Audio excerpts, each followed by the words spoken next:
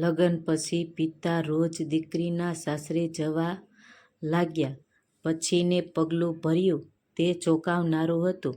મહેસાણા જિલ્લાના એક નાનકડા શાંત ગણાતા એવા કડવાશ ગામે રમણભાઈ રહેતા હતા. રમણભાઈ સ્વભાવે એકદમ ગંભીર, શાંત અને ખુદારથી જીવનારા મધ્યવર્ગી માણસ હતા. ગામમાં તેમની નાની એવી ખેતી અને 2 ભેંસો હતી, જેના દૂધની આવકમાંથી તેમનું ઘર ચાલતું હતું. વર્ષો પહેલાં રમણભાઈની પત્નીનું લાંબી બીમારીના કારણે અવસાન થયું હતું. પત્નીના ગળા પછી રમણભાઈની જિંદગીનો માત્ર એક જ આશરો અને જીવવાનો એક જ હેતુ બચ્યો હતો, અને તે હતી તેમની એકની એક લાડકવાઈ દીકરી દિશા. રમણભાઈને દિશાને પોતાની હથેળીના ફોલ્લાની જેમ સાચવી હતી. તેને ક્યારેય માતાની ખોટ વર્તાવા દીધી ન હતી. સવારે વહેલા ઉઠીને દીકરી માટે ચોટલો ગૂંથવાથી લઈને રાતે તેને વાર્તાઓ સંભળાવીને સોવડાવવા સુધીની તમામ ફરજો આ પિતાએ એકલા હાથે નિભાવી હતી. દિશા પણ સ્વભાવે એકદમ ગાય જેવી સરળ, સંસ્કારી અને અત્યંત ભોળી હતી. તેના મનમાં ક્યારેય કોઈ કપટ ન હતી.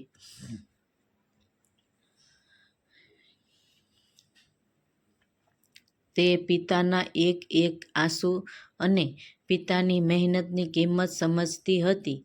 સમય વહેતો ગયો અને દિશા ઉંમરલાયક થઈ. રમણભાઈના મનમાં હવે એક જ ચિંતા 24 કલાક ચાલતી હતી કે પોતાની ભોળી દીકરી માટે એવું ઘર શોધવું જ્યાં તેને પિયર કરતાં પણ વધુ પ્રેમ અને સન્માન મળે.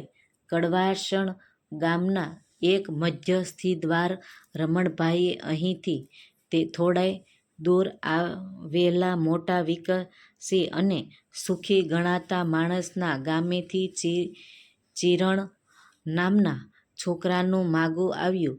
ચીરણ માણસા શહેરના એક બહુ મોટી IT કંપનીમાં ઊંચા હોદ્દા પર નોકરી કરતો હતો અને તેનો પગાર લાખોમાં હતો. ચીરણના પિતા મનસુખલાલ સમાજમાં બહુ મોટા પ્રતિષ્ઠિત વેપારી ગણાતા હતા અને તેમનું બજારમાં મોટું નામ હતું.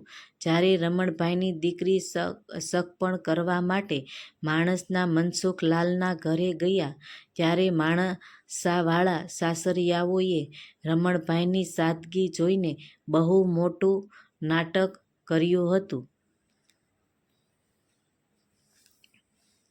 ચિરાગના પિતા મનસુખલાલે રમણભાઈ સામે હાથ જોડીને મીઠી મીઠી વાતો કરતાં કહ્યું હતું કે, અરે રમણભાઈ, અમારે તો પૈસા ટકાની કોઈ ખોટ નથી. ઉપરવાળાએ બધું જ આપેલું છે. અમારે તો બસ તમારા ઘરના સંસ્કાર જોઈએ છે. દિશા હવે અમારા ઘરની વહુ નથી, પણ આ ઘરની અસલી લક્ષ્મી અને દીકરી બનીને રહેશે. અને તમે કરિયાવરની કે લેવડ દેવડની જરાય ચિંતા ન કરતા. ચિરાગના માતા એટલે એ દિશાના સાસુ શાંતાબેન પણ દિશાના માથે હાથ મૂકીને વહાલા વરસાવતા કહ્યું હતું કે, વેવાઈ, મારી તો કોઈ દીકરી નથી. દિશા આવશે એટલે મારી દીકરીની ખોટ પૂરી થઈ જશે. હું એને ફૂલની જેમ સાચવીશ. તમે નિશ્ચિત રહેજો. માણસના આ સાસરિયાવાળાની આવી ઉમદા અને સંસ્કારી વાતો સાંભળીને રમણભાઈની આંખો હરખાઈ આંસુથી ભરાઈ આવી હતી. તેમને લાગ્યું કે એમની ભોળી દીકરીનું નસીબ ખુલી ગયું છે. તેને દુનિયાનું સૌથી શ્રેષ્ઠ સાસરિયું મળ્યું છે. લગ્નનું મુહૂર્ત નીકળ્યું. રમણભાઈ ભલે મધ્યમવર્ગી હતા, પણ પોતાની એકની એક દીકરીના લગ્નમાં કોઈ કમી ન રહે તે માટે તેમણે પોતાની જિંદગીની આખી કમાણી, વર્ષોથી ભેગી કરેલી પ્રોપર્ટી, ફંડની મૂડી વાપરી નાખી. અને એટલું ઓછું હોય તેમ છતાં ગામના સરાફ પાસેથી મોટું વ્યાજ દેવું પણ કર્યું. કડવાસણ ગામના લોકો આજે પણ યાદ કરે છે કે રમણભાઈએ પોતાની દીકરીને સોનાના દાગીના, ઘરવખરીનો સામાન અને આખા ગામને બ્રહ્મચોરિયા જમાડીને બહુ ધૂમધામથી વળાવી હતી. લગ્નની રાતે જ્યારે દિશાની વિદાય થઈ ત્યારે રમણભાઈને રડતા હૃદયે મનસુખલાલ અને ચિરણનો હાથ પકડીને કહ્યું હતું કે મારું કાળજાનું તમને સોંપી રહ્યો છું. મારી દીકરી બહુ જ ભોળી છે, એનું ભૂલોને માફ કરજો અને એને સાચવજો. ત્યારે જમાઈ અને સસરાએ હસીને આશીર્વાદ આપ્યો. દિશા રડતી રડતી માણસા ગામે પોતાના સાસરિયે આવી અને ગઈ અને રમણભાઈ ભારે હૈયે અને કડવાશ પોતાના સૂના ઘર પાછા ફર્યા. પરંતુ જિંદગીના પડદા પાછળ જે ક્રૂર વાસ્તવિકતા છુપાયેલી હતી તેનો અંદાજ રમણભાઈ કે દિશા બંનેમાંથી કોઈને ન હતી. લગ્નનો પહેલો જ મહિનો માંડ પૂરો થયો અને માણસના એ સાસરિયાવાળાના ચહેરા પરથી સલ્લુકાઈ અને સંસ્કારોનો નકલી મોહરો ઉતરી ગયો. ચિરાગ, તેના પિતા મનસુખલાલ અને તેની માતા શાંતાબેન અંદરખાને અત્યંત લોભી અને લાલચુ અને પથ્થર જેવા હૃદયના માણસો હતા. તેમણે રમણભાઈની સાદગીને તેમની મજબૂરી સમજી લીધી હતી. ચિરાગ ભલે લાખો રૂપિયા કમાતો હતો, પણ તેની માનસિકતા એકદમ સંકુચિત હતી.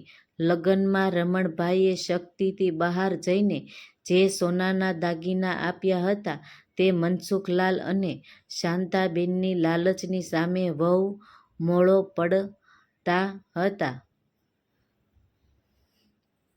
તેઓ આખા માણસા શહેરમાં દેખાડો કરવા માંગતા હતા કે તેમના ઘરે વહુ મોટી કરિયાવર આવ્યું છે. જ્યારે તેમની આ ઈચ્છા પૂરી ન થઈ ત્યારે તેમણે દિશાને ટાર્ગેટ બનાવવાનું શરૂ કર્યું. રોજ સવારે ચિરણ જ્યારે ઓફિસે જવા નીકળી જતો ત્યારે ઘરનો મુખ્ય દરવાજો બંધ થતાં જ દિશા માટે એ આલીશાન બંગલો એક જેલ સમાન બની જતો. સાસુ શાંતાબેન રસોડામાં વાસણો પછાડતા અને કચરા પોતા કરતી વખતે દિશાને સંભળાવતી કે તારો બાપે આટલા મોટા નગારા વગાડીને લગ્ન કર્યા, પણ જ્યારે સોનાનો હાર આપવાનો સમય આવ્યો ત્યારે એનો જીવ ટૂંપાવી ગયો. તારા પિયરમાં તું લાવી જ શું છે? આખો દિવસ અહીં એસી રૂમમાં બેસીને મફતના રોટલા તોડવાના છે. તારા બાપે તો કડવાસણ ગામના ભિખારી જેવું કરિયાવર આપ્યું છે. અમારી સોસાયટીમાં વહુઓ શું શું લાવી છે એ જરા જુઓ. દિશા કશું જ બોલ્યા વગર નીચે જોઈને રસોડામાં બધું જ કામ કરતી અને તેની આંખોમાંથી આંસુ ટપકતા રહેતા. એટલું જ નહીં, સસરા મનસુખલાલ પણ કંઈ ઓછા નહોતા. તેઓ હોલમાં સોફા પર પગ ચડાવીને બેઠા હોય, છાપું વાંચતા વાંચતા દિશાને જોરથી તાડકતા અને કહેતા, દિશા, તારા બાપને સીધા શબ્દોમાં ફોન કરીને કહી દે કે માણસા શહેરમાં અમારો બહુ મોટો મોભો છે. પડોશીઓ પૂછે છે કે વહુના બાપે ગાડી કેમ ના આપી? આવી જ સસ્તી અને મામૂલી વસ્તુઓ લઈને અમારા ઘરે આવી ગઈ. જરા તારા બાપને કહેજે કે હજુ સમય છે, હાથ ઢીલો રાખે અને કંઈક રોકડા રૂપિયા મોકલે, નહીં તો આ ઘર તારા જગ્યા ક્યાંય નહીં મળે. સાંજે જ્યારે ચિરાગ નોકરી પછીથી પાછો આવે ત્યારે દિશાએ આશા હતી કે તેનો પતિ તેની વહારે આવશે અને આ અત્યાચાર સામે સ્ટેન્ડ લેશે. પણ ચિરાગ તો પિતા કરતાં પણ વધુ શ્વાસથી નીકળ્યો.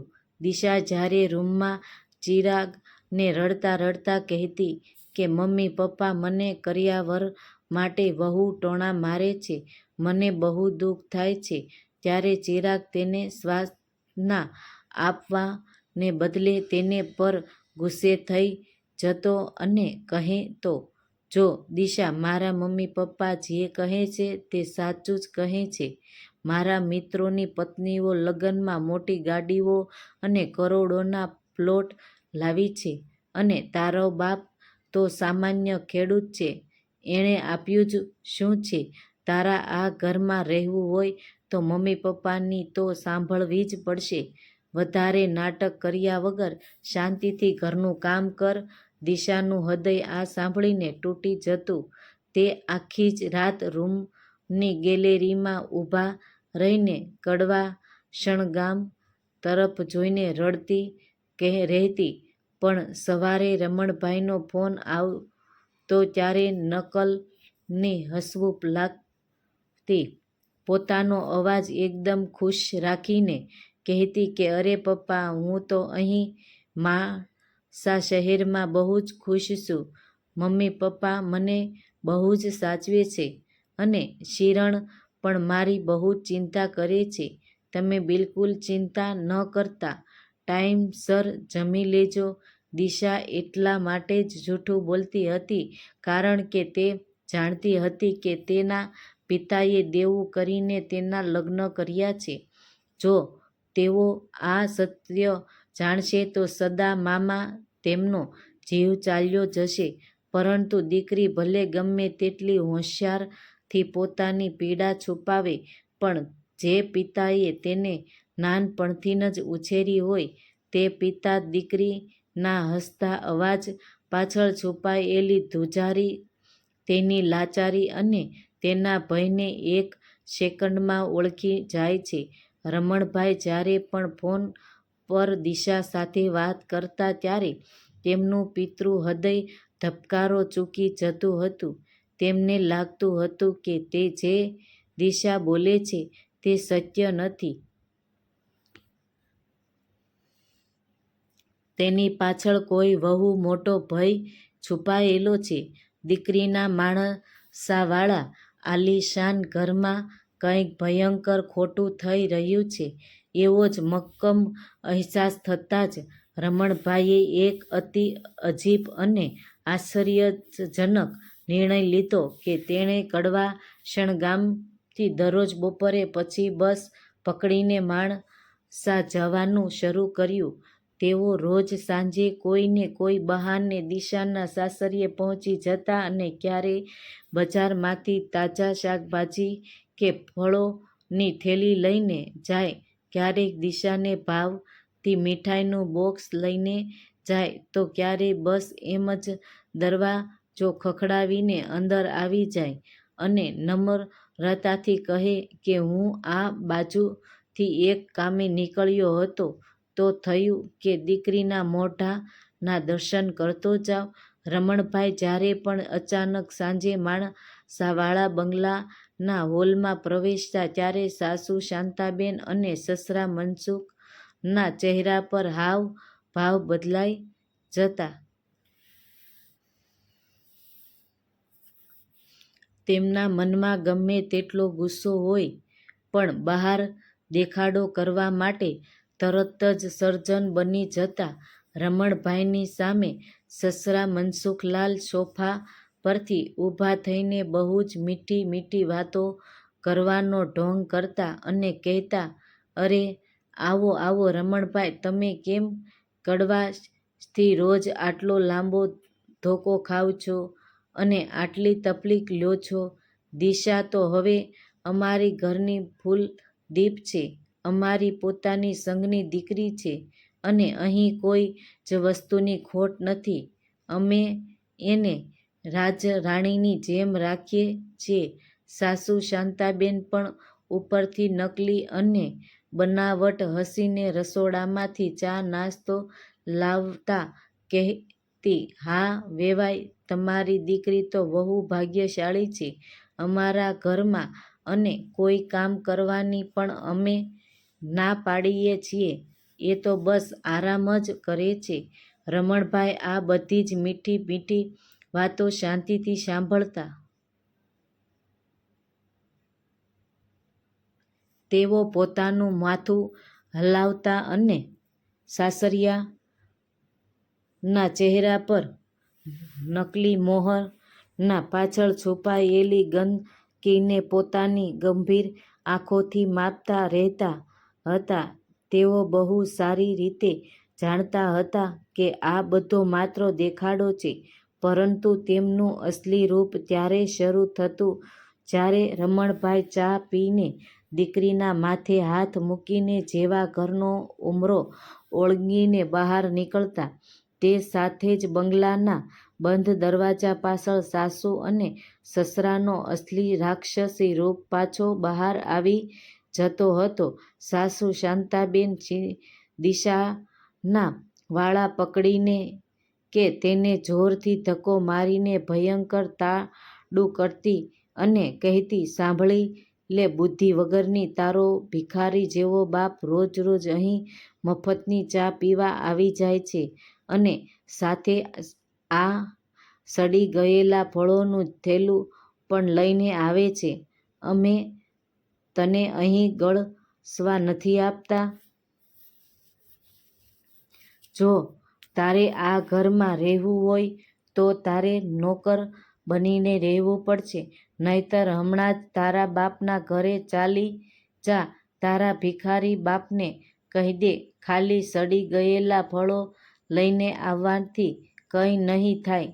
આ ઘરમાં ઇજ્જતથી રહેવું હોય તો પહેલાં થોડા રોકડા રૂપિયા લઈને આવે, નહીંતર તું પણ તારા બાપ સાથે ન્યા ઘરમાંથી નીકળી જા. તારા ડોસાને કોઈ શરમ લાજ કે ધર્મ જેવું છે કે નહીં?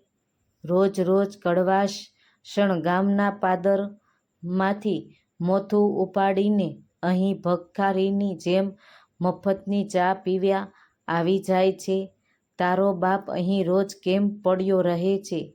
માણસાઈની સોસાયટીના પડોશીઓ પણ હવે અમારી મજાક ઉડાવે છે અને પૂછે છે કે તમારા વેવાઈને અહીં કોઈ ધરમ જમાઈ તરીકે રાખ્યા છે કે શું? અમને આખા ગામમાં નીચો જોવાનું નક્કી કર્યું છે કે શું? શરમ વગરનો રોજ સાંજે જ આવીને બેસી જાય છે.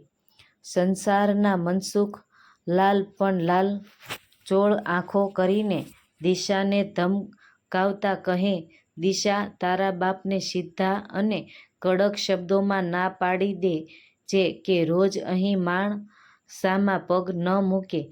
દિશાના ઘરે રોજ રોજ પિતાએ આવીને બેસી જવું એ સામાજિક કાયદાની વિરુદ્ધ છે.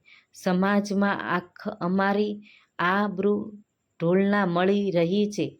આ છેલ્લી વાર ચેતવણી આપું છું. કાલે જો એ ડોસો અહીં દેખાણો ને તો તારા મારે આ ઘરના દરવાજા કાયમ માટે બંધ થઈ જશે." એક દિવસ રોજની જેમ રમણભાઈ આવ્યા, પણ આ વખતે તેઓ ઘરની બહાર નીકળ્યા ન હતા, પરંતુ બહારની પાછળ જ ઊભા રહીને ગયા હતા. સાસરિયાઓને આ બધા જ અત્યાચાર અને દીકરી પર થતો જુલમ તેમણે પોતાની આંખે જોઈને લીધો અને કાને સાંભળીને લીધો. તેમનું હૃદય દ્રવી ઉઠ્યું, પણ સાંજે જ તેમનો ક્રોધ ફાટી નીકળ્યો.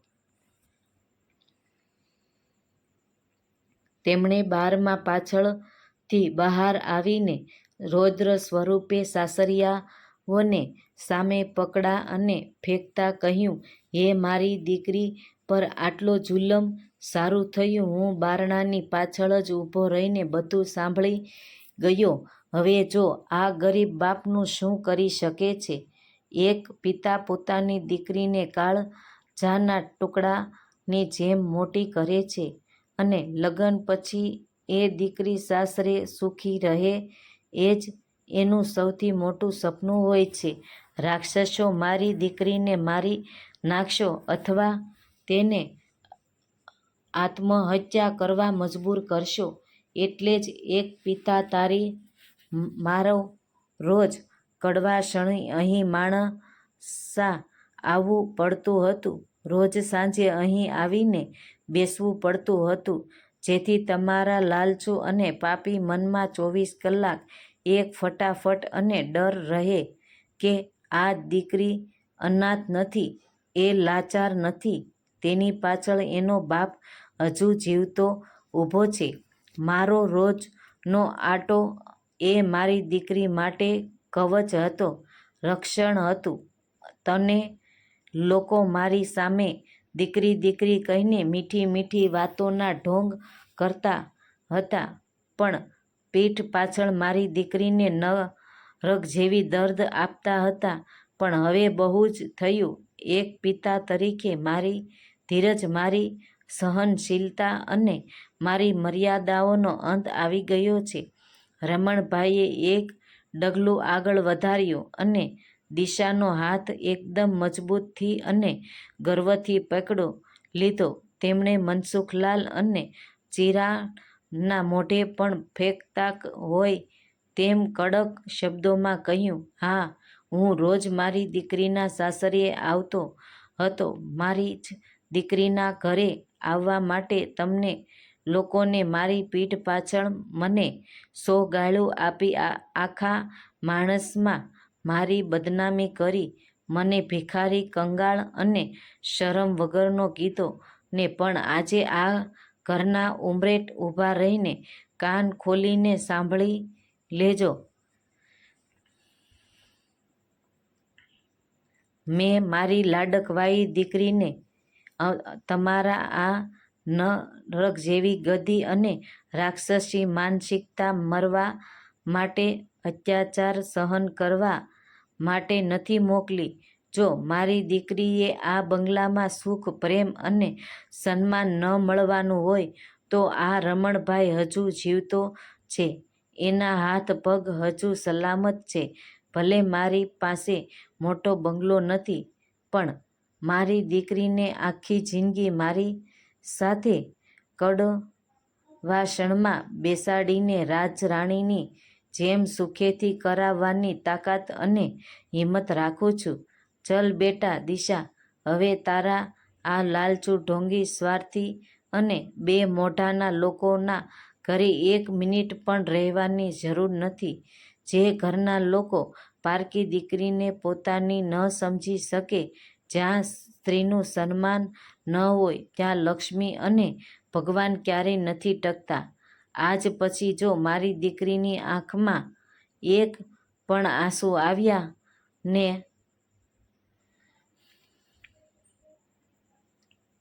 તો આ પિતા એવું રૌદ્ર રૂપ બતાવશે કે કાયદો અને પોલીસ તમારા આખા ખાનદાનને એવી સજા આપશે કે પછતાવાનો મોકો નહીં મળે. ચિરાગ સસરા મનસુખલાલ અને સાસુ શાંતાબેન રમણભાઈનું આ રૌદ્ર, શક્તિશાળી અને આખું રૂપને ગજવી મૂકે તેવું સ્વરૂપ જોઈને એકદમ સ્તબ્ધ થઈ ગયા. તેમની બોલતી બંધ થઈ ગઈ અને તેમના મોઢામાંથી એક પણ શબ્દ કે દલીલ બહાર ન નીકળી. તેમનું પાપ પકડાઈ ગયું હતું અને રમણભાઈનો પિતૃપ્રેમ વિજય થયો હતો. રમણભાઈ પોતાની દીકરી દિશાનો હાથ પકડીને ગર્વથી અને સન્માનભેરે એ માણસના આલીશાન બંગલાને લાત મારીને પોતાના વળાંમાં ગામના કડવાશણ તરફ પાછા આવી ગયા.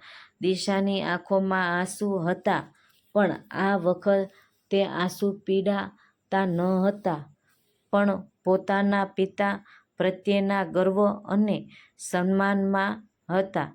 તેને આજે અહેસાસ થયો કે દુનિયામાં ગમે તેટલી મોટી મુશ્કેલી આવે, ગમે તેટલું વાવાઝોડું આવે, પણ પિતાનો પ્રેમ, તેમની હિંમત અને તેમનો ઓર્થ ક્યારેય ઓછો નથી થતો. પિતા એ દીકરીનું દુનિયાનું સૌથી મોટું અને અભેદ કવચ છે.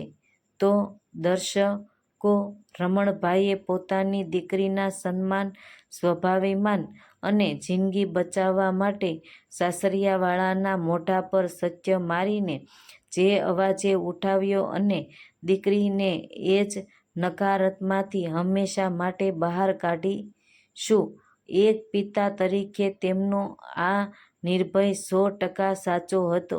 શું સમાજના ડરથી દીકરીઓને સાસરિયે રિબાઈન દેવું કરતા દરેક પિતાએ દીકરીના સન્માન માટે આવું લાલચુ અને અત્યાચારી લોકો સામે ઝૂકવાને બદલે આવું જ કડક પગલું ભરવું જોઈએ? તમારો કિંમતી અને સાચો અભિપ્રાય નીચે કોમેન્ટ બોક્સમાં હા અથવા ના જરૂર લખજો. અને ખાસ દર્શકો, તમે ગુજરાત કયા જિલ્લામાંથી અથવા કયા ગામમાંથી અમારો આ વિડીયો જોઈ રહ્યા છો તો તમારા જિલ્લાના નામ સાથે નીચે કોમેન્ટ બોક્સમાં જરૂર લખજો, જેથી અમને પણ ખ્યાલ પડે કે આપણી આ વાર્તા ગુજરાતના ખૂણે ખૂણે ક્યાં સુધી પહોંચી છે. તો આ પિતાનો અદ્ભુત ત્યાગ, દીકરી પ્રત્યેનો પ્રેમ અને તેમની સિંહ જેવી હિંમત તમારા હૃદયને સ્પર્શી ગઈ હોય તો આ વિડીયોને એક લાઈક જરૂર કરજો. આવી જ વાસ્તવિક જીવન સાથે જોડાયેલી સમાજને ડગાતા અને હૃદયસ્પર્શી વાર્તાઓ દરરોજ જોવા માટે અમારી ચેનલને અત્યારે જ સબસ્ક્રાઇબ કરી લેજો અને બેલ આઇકન દબાવવાનું બિલકુલ ભૂલતા નહીં. વડીલો જોવા બદલ આપનો ખૂબ ખૂબ આભાર. સત્યમેવ જયતે. જય હિન્દ.